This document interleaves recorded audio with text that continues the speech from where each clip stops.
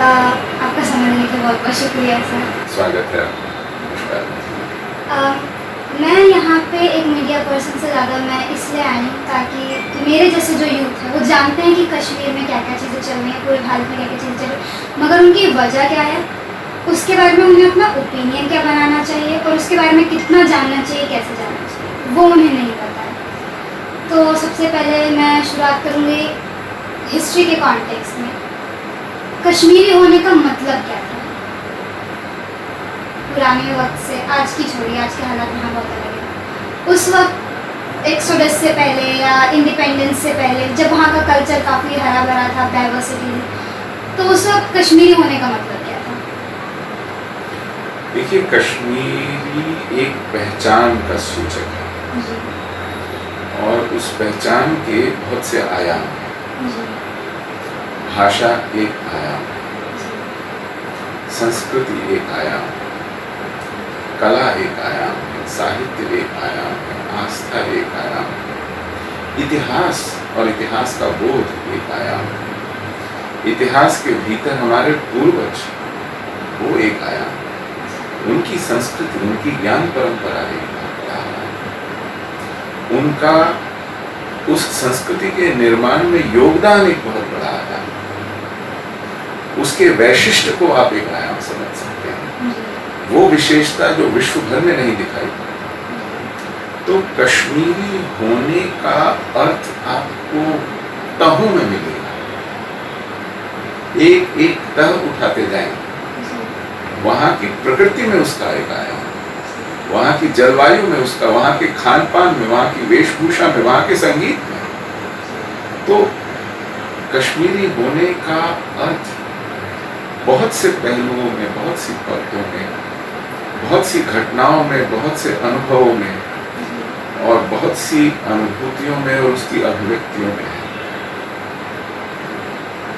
आज तो शायद इन सब महत्वाकांक्षाओं का कोई अर्थ नहीं रह गया क्योंकि वहाँ की पॉलिटिकल सिचुएशन ऐसी है। अब ये सब आयाम अपनी धरती से उखड़ गए।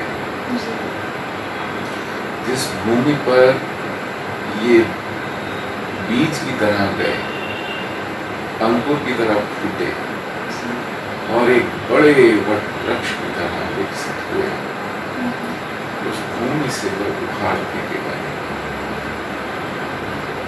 मैंने एक आप अपने काफ़ी सारे इंटरव्यूज और पैनल में राज तरंगिणी का बहुत नाम लेते हैं। मैंने राज तरंगिणी इतनी पढ़ी नहीं, कोशिश की मैंने पढ़ने की, बट उसके बारे में मैंने एक किताब में पढ़ा, ज़्यादा लोग नहीं जानते होंगे। आई थिंक वो किताब एक लेफ्टिस्ट पॉइंट ऑफ व्यू से है। तो उसमें एक चीज़ मैंने नोटिस की कि लिखा गया कि राज तरंगिणी में जो इतिहास लिखा गया है इट्स फिक्शनल। हाँ जी, उसमें ये लिखा गया है कि उसमें नागाज वगैरह इन सब का जिक्र जिस हिसाब से किया गया है, तो वो फिक्शनल है। तो एक सवाल मेरे मन में भी आता है कि मतलब ये मैंने देखा है कि एक नैरेटिव है कि सनातन धर्म या हिंदुओं में जो इतिहास का रिकॉर्ड है उसको लोग बोलेंगे कि ये वैलिड नहीं है, और जो दूसरे कुछ रिकॉर्ड जैसे अंग्रेज़ों के टाइम के रिकॉर्ड्स को लोग ज़्यादा मानते हैं, जबकि उनमें काफ़ी डिस्क्रिपेंसीज होने के ज़्यादा चांसेस हैं। ऐसा क्यों है? तो किसी और का सत्य मिथक और मेरे मिथक 24 कैरेट सत्य, ये एक मानसिकता है। हमारे उड़ने वाले घोड़े तो उड़ सकते थे और उस पर बैठकर लोग न जाने कहाँ कहाँ पहुंच जाते थे, लेकिन आपके भवनों के खंडहर जिस बात की गवाही दे रहे हैं वो भी मिथक है। आपके भोजपत्रों पर लिखे गए साक्ष्य, उनमें वहां के भूगोल का वर्णन और उस भूगोल का, उस वर्णन का वहां आपके सामने साक्षात उपस्थित होना, उसके कोई मायने नहीं। तो एक कोशिश की जाती है कि कश्मीर को भारत से अलग दिखाया जाए, उसको मध्य एशिया या पश्चिम एशिया जी की किसी पहचान के साथ जोड़कर उसमें पिरोया जाए, जी क्योंकि ये राजनीतिक लक्ष्यों को, उद्देश्यों को पूरा करने में शायद सहायक सिद्ध हो जाए। तो ऐसे प्रयास और ऐसे झूठ और ऐसी मनगढ़ंत बातों को सच बताकर दिखाने की बड़ी कोशिश होती है। एक बहुत बड़ी छटपटाहट है कुछ लोगों में कश्मीर के भारत से सदियों नहीं सहस्त्राब्दियों पुराने संबंधों को लेकर कि उन्हें कैसे झूठा बताया जाए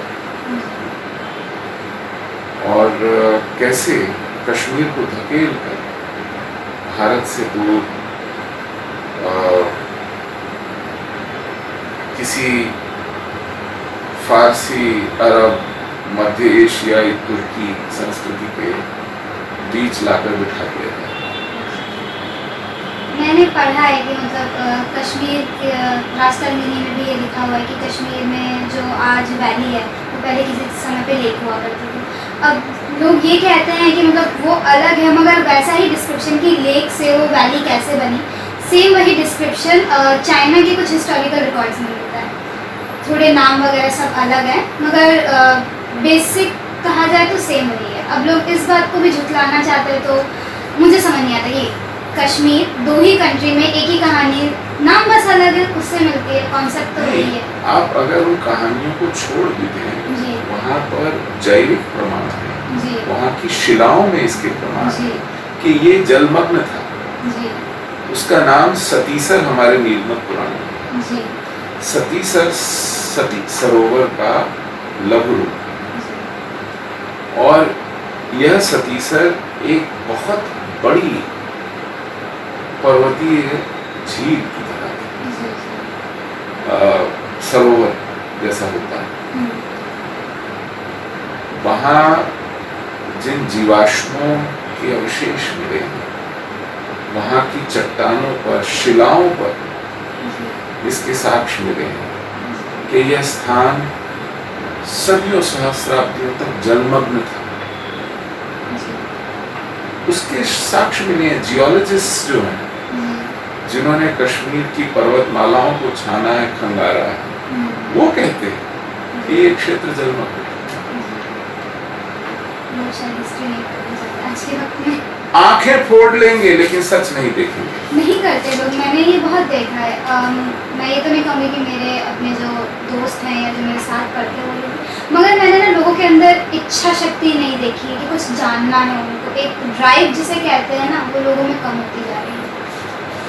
न जानना एक अपराध है जी और जानने के बाद उसको झुठलाना एक जिद, ढिठाई में आंखें मूंदना और स्वीकार न करना, ये एक अलग ही आयाम।